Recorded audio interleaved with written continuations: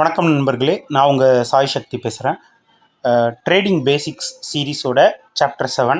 So இதில் நம்ம RSI indicator use பண்ணி எப்படி ரீட்டைல் ட்ரேடர்ஸ் ட்ரேட் பண்ணலாம் அப்படிங்கிறதுக்கான ஒரு அவுட்லைன் வந்துட்டு நான் சொல்ல போகிறேன்.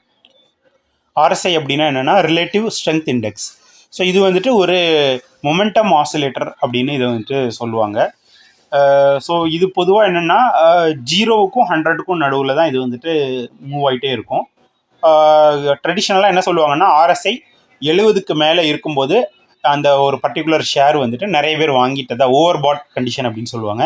இதுவே இந்த ஆர்எஸ்ஐயோட லெவல் வந்து 30க்கு கீழே வரும்போது ஓவர் சோல்டு கண்டிஷன் அப்படின்னு சொல்லுவாங்க. அதாவது நிறைய விற்றுட்டாங்க இந்த ஷேர்ஸை அப்படிங்கிற மாதிரியான ஒரு ட்ரெடிஷ்னலாக இதை வந்து கன்சிடர் பண்ணுவாங்க. உதாரணத்துக்கு இந்த படத்தில் பார்த்தீங்கன்னா கீழே இந்த ப்ரைஸ் ஆக்ஷனுக்கு கீழே இருக்கக்கூடிய அந்த 3 லைன் தான் ஆர்எஸ்ஐ. நீங்கள் உங்கள் புரோக்கர் வெப்சைட்டில் போய்ட்டு இந்த இண்டிகேட்டரில் ஆர்எஸ்ஐ அப்படின்னு கிளிக் பண்ணிங்கன்னா இந்த மாதிரி தான் வரும். பொதுவாக இதில் 3 கோடு இருக்கும். மேலே இருக்கக்கூடிய கோடு வந்து ஓவர் பாட் லைன் அப்படின்னு சொல்லுவாங்க. கீழே இருக்கக்கூடியது ஓவர் சோல்டு அப்படின்னு சொல்லுவாங்க. நடுவில் இருக்கக்கூடியது நியூட்ரல் லைன் அப்படின்னு சொல்லுவாங்க. ஸோ பொதுவாக இந்த நியூட்ரல் லைன் 50 ஆர்எஸ்ஐ 50ன்னு இருக்கும்போது நியூட்ரல், ஓவர் பாட் வந்து 70க்கு மேலே, ஓவர் சோல்டு வந்துட்டு 30க்கு கீழே இருக்கும்போது இதுதான் கண்டிஷன். இப்போ இதில் பார்த்தீங்கன்னா இந்த ஆர்எஸ்ஐ வந்துட்டு 30க்கு கீழே வரும்போது பையிங் சிக்னல் கிடச்சிருக்கு. ஸோ அங்கே பை பண்ணிங்கன்னா உங்களுக்கு ப்ரைஸ் வந்து தொடர்ந்து மேலே நோக்கி போகும். இதே மாதிரி ஆர்எஸ்ஐ 70க்கு மேலே போகும்போது செல் சிக்னல் கிடைக்கும்.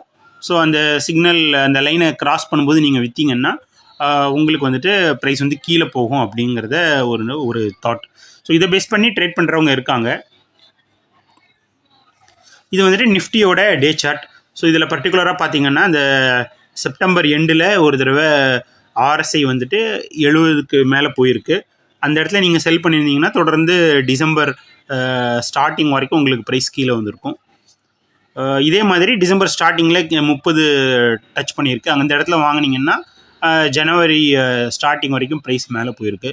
ஸோ இது ஜஸ்ட் ஒரு அவுட்லைன் தான். இது அந்தளவுக்கு அக்யூரேசி இருக்குமான்னு கேட்டிங்கன்னா நிறைய இதில் நான் ஏற்கனவே சொன்ன மாதிரி ட்ரெண்டிங் மார்க்கெட் இல்லை, ஓரளவு கன்ஜெஷனாக இருக்குன்னா இதில் நிறைய ஃபால் சிக்னல்ஸ் வரும். அதனால் இந்த 30-70 லெவல்ஸை மட்டும் வச்சுமே ட்ரேட் பண்ணிங்கன்னா உங்களுக்கு கண்டிப்பாக நஷ்டம் தான் வரும்.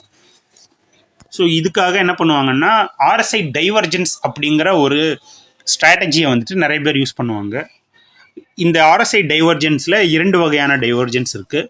ஒன்று புல்லிஷ் டைவர்ஜென்ஸ், இன்னொன்று பேரிஷ் டைவர்ஜென்ஸ். இந்த டைவர்ஜென்ஸ்னால் என்னங்கிறத நம்ம அடுத்தது பார்க்கலாம். இப்போ பார்த்தீங்கன்னா இந்த பர்டிகுலர் மார்ச் ஏப்ரலில் பாருங்கள் ப்ரைஸ் வந்துட்டு ஆர்எஸ்ஐ லெவல் வந்துட்டு என்னென்னா 30லேருந்து கொஞ்சம் கொஞ்சமாக அந்த பாட்டம் லைன் பார்த்தீங்கன்னா லோயர் லோ ஃபார்ம் பண்ணியிருக்குது. லோயர் லோ ஃபார்ம் பண்ணும்போது அதுவே ஹையர் லோ ஃபார்ம் பண்ணியிருக்குது. இதுவே ப்ரைஸ் ஆக்ஷனை பார்த்தீங்கன்னா லோயர் லோ ஃபார்ம் பண்ணியிருக்குது. இதை வந்துட்டு ஒரு கோடு மூலமாக நான் வந்து காட்டியிருக்கேன். அதாவது ப்ரைஸ் வந்துட்டு மேலேருந்து கீழே இறங்கியிருக்கு, பட் ஆர்எஸ்ஐ பார்த்தீங்கன்னா கீழேருந்து மேலே போகுது. ஸோ இது வந்துட்டு இந்த மாதிரி டைவர்ஜென்ஸ் வரும்போது ப்ரைஸ் வந்துட்டு ஆர்எஸ்ஐயை ஃபாலோ பண்ணி தொடர்ந்து மேலே போகிறதுக்கான வாய்ப்பு ரொம்ப அதிகமாக இருக்குது. பர்டிகுலராக இந்த ப்ரைஸ் வந்துட்டு ஒரு சப்போர்ட் லெவலில் இருக்கும்போது இதோட அக்யூரசி கொஞ்சம் அதிகமாக இருக்கும். ஸோ பார்த்தீங்கன்னா இப்போ ஏப்ரல்லேருந்து ப்ரைஸ் தொடர்ந்து மேலே போகுது. இதுவே இதுக்கு ஆப்போசிட் என்னென்னா பேரிஷ் டைவர்ஜென்ஸ். இதிலே பார்த்தீங்கன்னா ப்ரைஸ் ஒரு ரெசிஸ்டன்ஸ் லெவலில் ட்ரேட் ஆகிட்டு இருக்கும்போது ப்ரைஸ் ஆக்ஷன் வந்துட்டு ஹையர் ஹை ஃபார்ம் பண்ணும். பட் இதுவே ஆர்எஸ்ஐ பார்த்தீங்கன்னா லோயர் ஹைஸ் ஃபார்ம் பண்ணும். அதாவது கீழேருந்து மேலே போகும், ப்ரைஸ் வந்து கீழேருந்து மேலே போகும். இதுவே ஆர்எஸ்ஐ பார்த்தீங்கன்னா மேலேருந்து கீழே வரும். இது வந்துட்டு ஒரு பர்டிகுலராக ஒரு மேஜர் ரெசிஸ்டன்ஸ் லெவலில் இருக்கும்போது இதோட அக்யூரசி ரொம்பவே அதிகமாக இருக்கும்.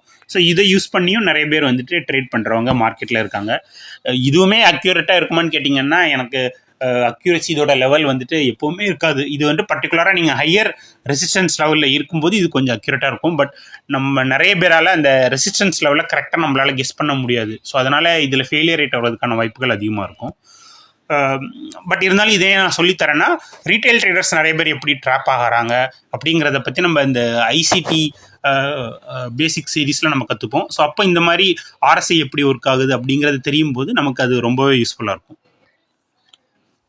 இந்த வீடியோ உங்களுக்கு பிடிச்சிருக்கும்னு நினைக்கிறேன். வீடியோ பிடிச்சிருந்ததுன்னா சப்ஸ்கிரைப் பண்ணுங்கள், உங்கள் நண்பர்களுக்கு ஷேர் பண்ணுங்கள். இதே மாதிரி மீண்டும் ஒரு இன்ட்ரெஸ்டிங்கான வீடியோவில் உங்களை சந்திக்கிறேன். ரொம்ப நன்றி, வணக்கம்.